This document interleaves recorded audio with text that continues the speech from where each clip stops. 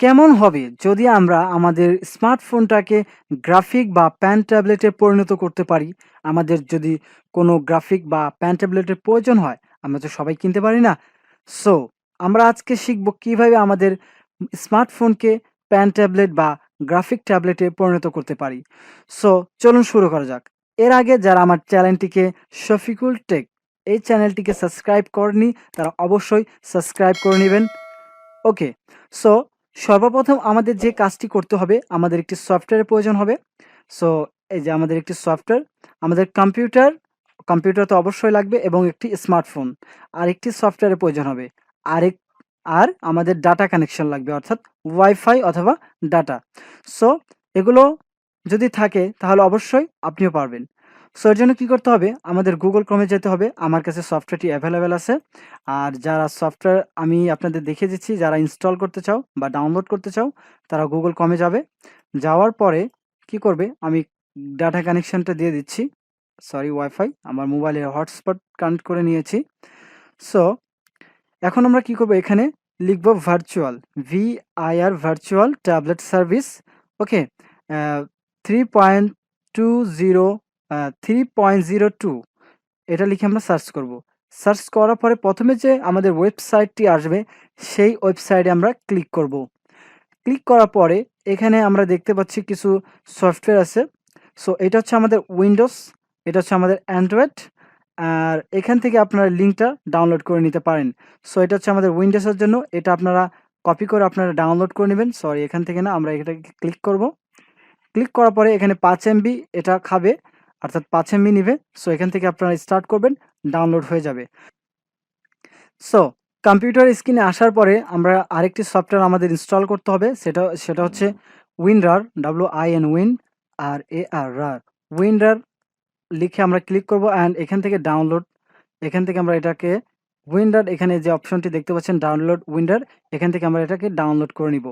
Download করে নেওয়ার পরে সিম্পলি আমরা এটাকে ইনস্টল করব।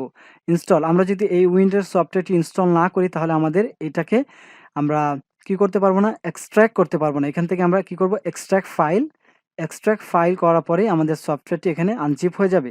অর্থাৎ আনজিপ করার জন্য আমাদের উইন্ডার সফটওয়্যারটি লাগবে। সো এরকম আসার পর আমরা কি করব, এটাকে সেট আপ দেবো। সো আপনারা অবশ্যই ডাটা কানেকশন অফ করার পরেই এটাকে ইনস্টল করবেন। তারপর ইনস্টল হয়ে গেলে তারপর আপনারা ডাটা কানেকশনটি অন করবেন। সো এখানে আপনারা এখানে অপশন রিপেয়ারে ক্লিক করবেন অ্যান্ড এটাকে ইনস্টল করবেন। সো ইনস্টল করার পরে, সো আমি কেটে দিচ্ছি যেহেতু আমার ইনস্টল করা আছে, আপনাদের খালি বোঝানোর সুবিধার্থে আমি বললাম। সো আপনারা অবশ্যই ইনস্টল করতে পারবেন। ইনস্টল করার পরে কি করবেন, সো ইনস্টল করার পরে কি করবেন, আপনারা আপনার আর কি নেট কানেকশনটা অন রাখবেন। তারপরে এই সফটওয়্যারটি আপনারা ওপেন করবেন। সো এটা আমার বলছে যে অলরেডি রানিং। সো দেখি এটা রানিং, হয়তো হ্যাঁ এটা রানিং। এখানে এটা এরকম আসার পরে আপনারা কি করবেন, সর্বপ্রথম এখানে একবার রিফ্রেশ করবেন। রিফ্রেশ করার পরে সরি, রিফ্রেশ হচ্ছে। সো রিফ্রেশ করার পরে এখানে দেখতে পাচ্ছেন যে সার্ভার আইপি, এই আইপিটা আমরা কি করব, আমাদের মোবাইলে সেট করব। সো আমার মোবাইলে যাচ্ছে আমি, আর এখান থেকে আমি ভার্চুয়াল ট্যাবলেটটাকে আর কি ওপেন করছি, আমার সফটওয়্যারটাকে। এখান থেকে আমরা ওয়াইফাই ক্লিক করব। আর হ্যাঁ, অবশ্যই আমার ফোনটাকে বা আপনার ফোনটাকে আপনার ল্যাপটপ অথবা কম্পিউটারের সাথে সংযোগ দিতে হবে। এবং এখান থেকে ডেভেলপার অপশনটা সেটিংয়ে যাওয়ার পরে এখান থেকে আপনারা সবাই ডেভেলপার অপশনটা অন করে দিবেন। সিস্টেম ম্যানেজমেন্ট, তারপর হচ্ছে এখান থেকে ডেভেলপার অপশন সবার নিচে, আর এখানে সবার উপরে এই অপশনটা যে টিক চিহ্ন মারা আছে, এখানে আমরা কি করব, অন করে দিব এটাকে। ওকে, অ্যান্ড এখানে ওকে করে দিলাম। তারপরে কি করব, আমরা আমাদের যে সফটওয়্যারটি আছে এটাকে ওপেন করব অ্যান্ড এখানে আমরা রিফ্রেশ করব।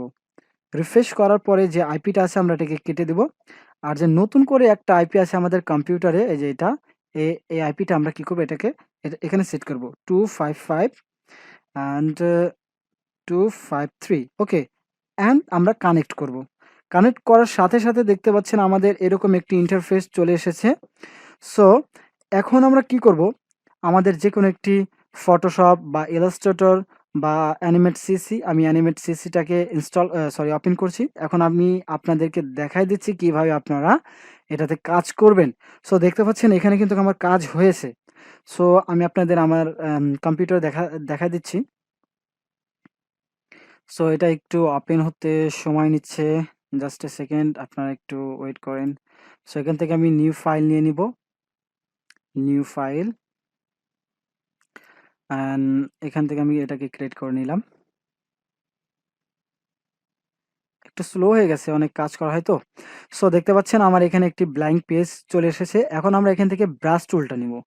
ব্রাশ টুলটা নিয়ে এটার একটু সাইজটা একটু বাড়িয়ে দিই। ওকে, এখানে দেখতে পাচ্ছেন আমি মাউস দিয়ে আঁকাচ্ছি আর কি, ড্র করছি। আমি এখনো মোবাইলে কাজ করছি না। সো মোবাইলে কাজ করার জন্য কি করব, এখানে দেখতে পাচ্ছেন এল এবং আর অপশনটি রয়েছে। আমরা কি করব, এল এ ক্লিক করব। এল এ ক্লিক করার পরে আমাদের যে ফোনটা আছে, ফোনের স্ক্রিনে আমরা এভাবে কাজ করব। দেখুন আমি কিন্তু ফোনে কাজ করছি এবং এখানেও কাজ হচ্ছে। সো দেখুন, আমি যদি এখানে এল প্রেস করি আর এখানে যদি এভাবে কাজ করি, এটা কাজ হচ্ছে। সো আমরা যদি এলটাকে প্রেস না করি তাহলে এখানে কোনো কাজ হবে না।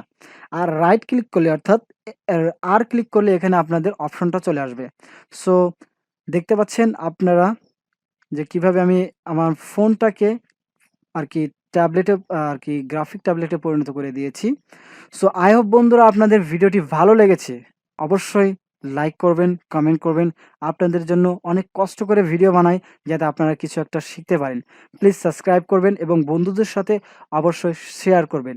আর যারা আপনারা নতুন নতুন ভিডিও চান বা যে কোনো বিষয়ে জানতে চান, আমার কমেন্টে জানিয়ে দিন।